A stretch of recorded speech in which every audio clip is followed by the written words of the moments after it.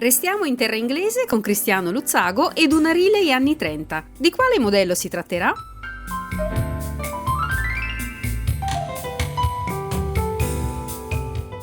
Amici di Gentleman Driver, oggi presentiamo un'altra vettura inglese, è la Riley 9 Brooklands. La Riley, come molte delle case automobilistiche inglesi, nacque alla fine dell'Ottocento come azienda produttrice di biciclette, che poi ebbe un'evoluzione, come altre case, in motocicli, tricicli e anche con alcuni quadricicli. La reale anima della Riley era uno dei figli di Riley, che era Percy Riley, il quale, in contrasto col padre, aveva già nella sua idea la produzione di autovetture.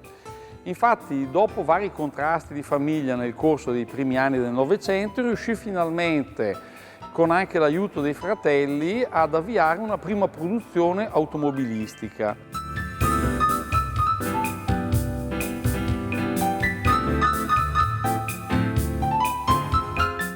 Percy Riley ebbe anche varie intuizioni, tipo ad esempio la produzione di motori con valvole di aspirazione, differentemente da quelle prodotte da molte case automobilistiche che all'epoca avevano l'afflusso del carburante dovuto alla depressione del pistone. Nello stesso modo furono introdotte anche ruote a raggi a sgancio veloce e tutte le aziende di famiglia nelle quali coinvolse i fratelli erano dedicate a produzione di pezzi che in qualche modo servivano alla costruzione delle automobili, quindi c'era un'azienda che costruiva carrozzerie, una che costruiva motori, eccetera. Nei primi anni del Novecento, fino al dopoguerra, la Riley acquisì notevole esperienza nella produzione di automobili, fino alla 9 cavalli, il cosiddetto modello 9, che ebbe anche la versione sportiva, che è quella che presentiamo oggi, che è la cosiddetta Brooklands, in onore dell'omonimo circuito inglese. La Riley 9, come tutte le vetture della marca del dopoguerra, ha già una calandra arrotondata a V con il marchio diamantato smaltato in blu. Lo stesso è per il modello Brookland che abbiamo qui oggi, che è una vettura sportiva che rispetto alla normale 9 ha un passo accorciato di circa 30 cm,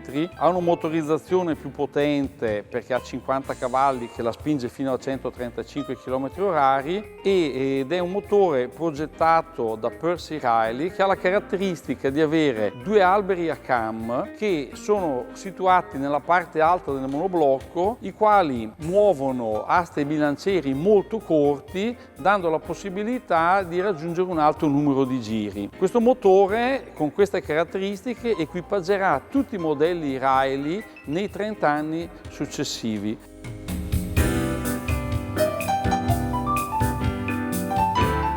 La Riley Brooklands è sicuramente uno dei modelli più famosi della marca, perché fin dall'inizio della sua breve produzione ebbe modo di distinguersi nelle competizioni.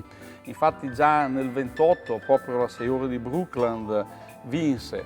Nell'anno successivo, nel 29, fu vincitrice di classe sia nel Tourist Trophy, ma vinse anche il Gran Premio d'Irlanda e la Double 12. Nel 30 addirittura vinse il Tourist Trophy e fu ancora al secondo posto nel Gran Premio d'Irlanda e nel 31 arrivò prima di classe addirittura nel Gran Premio di Germania. Quindi un modello che ebbe veramente un grande successo sportivo e che ancora oggi e in tutti gli anni che vennero fu utilizzato per competizioni di vario tipo da appassionati privati e non solo dalla fabbrica. Quello che la caratterizza è la linea di cintura molto bassa e chiaramente questo grande volante che dà una sensazione di potere alla guida proprio come si attesta sulle vetture degli anni 30.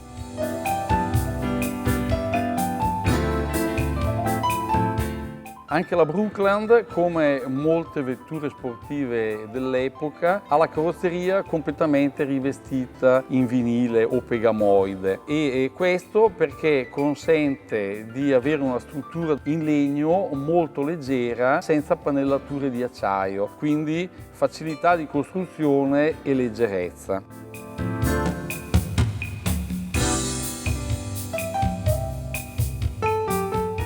La Riley 9 Brookland è configurata veramente come una vettura sportiva e da competizione.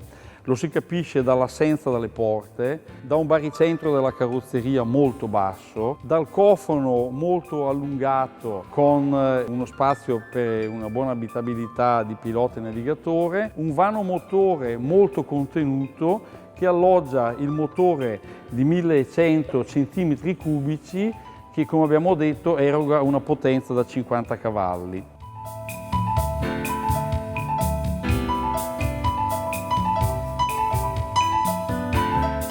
Come era in voga in tutte le vetture da competizione dell'epoca, la coda è la cosiddetta boat tail, cioè la coda da barca, proprio per dare questa linearità e continuità con la parte frontale della vettura e consentire la massima aerodinamicità. Quando queste vetture, fra l'altro, correvano in circuito, venivano rimossi anche i parafanghi per lo stesso motivo, proprio come le vetture di formula, di modo che non ci fossero interferenze aerodinamiche. Nella coda della Riley Brookland abbiamo il serbatoio, differentemente da altre vetture da competizione dell'epoca che lo montavano anteriormente e che alimentava a caduta il sistema dei carburatori.